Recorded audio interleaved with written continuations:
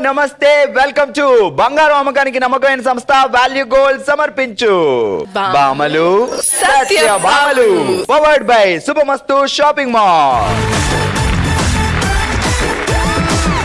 Alright, so బామలు సత్యభామలు వచ్చేసింది మన హుషారైన నెల్లూరుకి. అయ్యో మర్చిపోయాం, పక్కన వేద గారు ఉన్నారు. వేద గారు ఏంటి సంగతులు? ఏం లేదు, అంతా బాగుందా? మన అన్నపూర్ణ క్యాటరింగ్ డిపార్ట్మెంట్ అంతా బాగుంది. సో వీళ్ళ హోటల్కి వెళ్ళి తిందామని అనిపిస్తుంది కానీ అసలు ఎప్పుడు రానివ్వండి. వేళనే బిజీగా ఉంటారు చాలా విషయాలతో కదా. అవును. మమ్మల్ని ఎప్పుడు పిలుస్తారు మరి? ప్లీజ్ రండి. మీరు వండినప్పుడు వస్తాం. అన్నపూర్ణమ్మ గారు వండినప్పుడు కదా, మీరు వండినప్పుడు అయితే టైం పడుతుంది. చలో మరి మొదలు పెడదాం. మరి ఇదే హుషారుతో మన ఫస్ట్ రౌండ్. Let's start. హల్మితి హబీబో. ఆల్ రైట్, ఇక మొదలు పెడదాం. మన రచ్చో రచ్చస్య. ఎలా ఉన్నారు? బాగున్నా అండి. మీ పేరేంటి? జ్యోతి. జ్యోతి గారు, మనలాంటి యూత్ కి వచ్చే సమస్యలు ఏంటి చెప్పండి. అసలు మనలాంటి యూత్ ఎన్ని కష్టాలు పడుతున్నారు జ్యోతి గారు ఇప్పుడు? సో ఇలాంటి ముసలోళ్ళు ఓకే అనుకోండి, మనలాంటి యూత్ ఏంటి జ్యోతి గారి సంగతులు? మనం చాలా అందంగా ఉంటాం కాబట్టి రోడ్డు మీద వెళ్ళాలన్న భయం, సో ఎక్కడికైనా షాపింగ్కి వెళ్ళాలన్న భయం, ఎవరైనా మనల్ని చూస్తారని. యూత్ గా ఉండడం వల్ల చాలా సమస్యలు. జ్యోతి గారు ఏం చేద్దామంటారు? నువ్వు నేను మాట్లాడుకోవాలి అందం గురించి. తెచ్చినాడు నువ్వు యూత్ ఏంట్రా, భూమి పుట్టినప్పుడు పుట్టావు అని మనసులో అనుకోని. నేను ఏమనుకున్నాను అదే చెప్పారు నువ్వు. అప్పట్లో లవ్వా? Arrange marriage. ఫోటో చూడగానే ఏమనిపించింది మీకు? అమ్మా వచ్చేస్తున్నాడే అనుకున్నారా? లేదండి, హ్యాపీగా రిసీవ్. మరి అదే అడుగుతున్నాను నేను. ఫోటో చూడగానే వావ్, ఒకవైపు ఏఎన్ఆర్, ఒకవైపు ఎన్టీఆర్, మధ్యలో శోభన్ బాబు అంటే మరి నేను అంత పాతదాన్ని కదని మనసులో అనుకున్నారు అనుకోండి. వెంకటేష్ లా ఉంటారు. వెంకీ అంతేగా. సో మీకు టైం మిషన్ ఇచ్చాం, టైం ట్రావెల్ చేయొచ్చు ఎక్కడికైనా. పాత రోజులకు వెళ్ళడానికి ముందుకెళ్ళేది లేదు అందులో. సో టైం మిషన్ ఇచ్చి పాత రోజులకు వెళ్ళమంటే ఎక్కడికి వెళ్తారు? పెళ్లి తర్వాత, పెళ్లికి ముందా, లేకపోతే పెళ్ళా, లేకపోతే హనీమూనా? ఎక్కడికి వెళ్తారు? హనీమూన్. ఎక్కడికి వెళ్ళారు అప్పట్లో హనీమూన్? డార్జిలింగ్ బ్యాంకాక్. అసలు ఆయన చాలా తెలుసు, రొమాంటిక్ పర్సన్ అని మాకు అర్థమైపోయింది. వెంకటేష్ గారు, ఎప్పుడైనా ఇంట్లో వంట మీరా రెగ్యులర్ గా ఆయన? రెగ్యులర్ గా నేనే చేస్తాను. ఎలాంటి వాటిల్లో ఆయన హెల్ప్ చేస్తారు? బట్టలతో కూడా గిన్నెలు తోవడం? అలా కాదు, బయట ఏమన్నా తెమ్మంటే తీసుకొస్తా. వచ్చా, బయటికి వెళ్ళి కాయగూరలు తీసుకురా. కాయగూరలు తీసుకురా. ఇంట్లో వెచ్చాలు ఏమన్నావు కదా, బజార్కి వెళ్ళి తెచ్చారు. ఫ్రూట్స్ అలా తెస్తారండి. అచ్చా, ఇప్పుడు బావగారిని ఆర్డర్ తో గట్టిగా పళ్ళు తీసుకురమ్మన్నది. అక్కడ ఉన్నారు వెంకటేష్.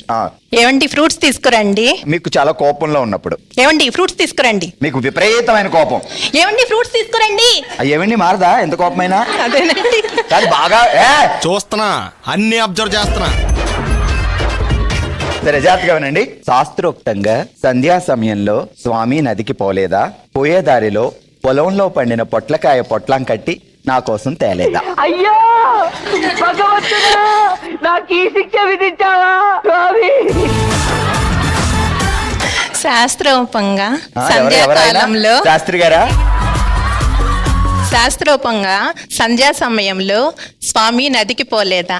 కాదు, ఇదేదో చెంబు పట్టుకొని పోలేదా అన్నట్టుంది. రెడీ, మళ్ళీ చెప్పండి.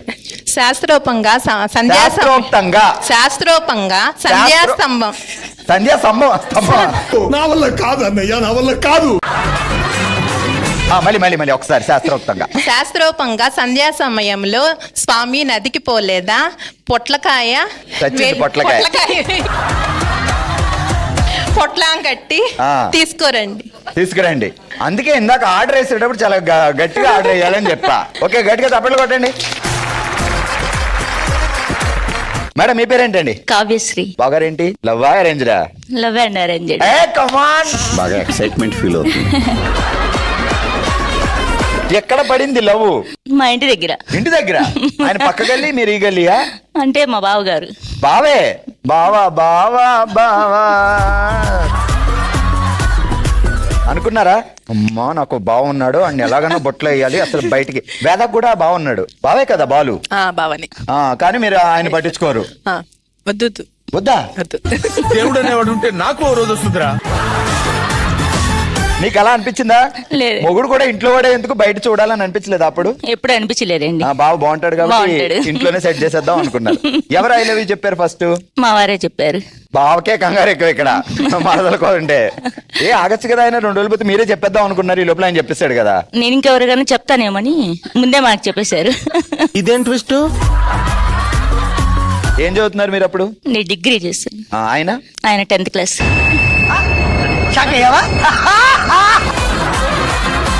కాదు, ఆయన 10th క్లాస్, మీరు డిగ్రీయా? అవునండి. అంటే ఆయన తప్పి వచ్చారు. 10th లో 4 times తప్పారనుకోండి, వాళ్ళు వెనకే ఉంటారు. మనము పాస్ అవుతూ వచ్చామనుకోండి, మనం ముందుకు వెళ్ళిపోతూ ఉంటాం. అచ్చా, ఆయన నాలాంటి స్ట్రాంగ్ ఫౌండేషన్, కాకపోతే లవ్ లో మాత్రం సక్సెస్.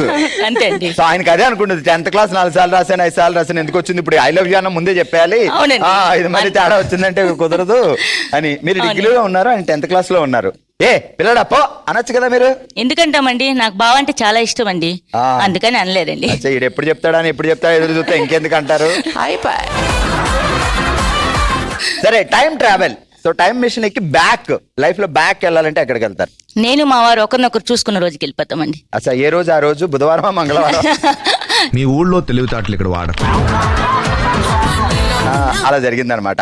జాగ్రత్తగా వినండి. తకదినతోం తాలింపు లేకుండా పప్పు వండేద్దాం, తదిగినతోం తందూరి పులుసులో తాలింపు వేద్దాం. ఓకే, చెప్పండి. తక్కదీముతాం తాలింపు లేకుండా వంట చేసేస్తాం. వంట లేదు, పప్పు. తకదినతోం తాలింపు లేకుండా పప్పు వండేద్దాం, తదిగినతోం తందూరి పులుసులో తాలింపు వేద్దాం. తక్కదీముతాం దిబ్బితోం వేసి తక్కదీముతాం తాలింపు లేకుండా పప్పు చేసేద్దాం.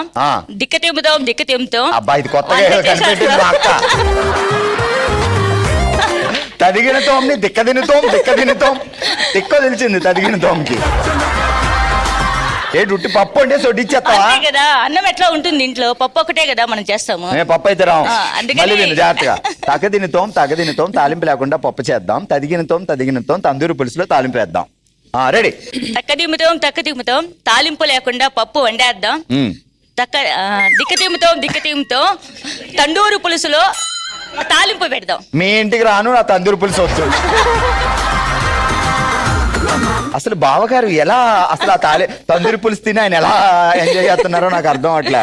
తందూరి తినరండి, అందుకనే నాకు చేత కాదు, నాకు చెప్పడం రాదని ఆయనే వండుకుంటారు. ఆయన వండుకొని నాకు కూడా పెడతారు. మీరేంటో మీ విధానాలు ఏంటో ఇప్పటికి నాకు అర్థం అవరో బాబు.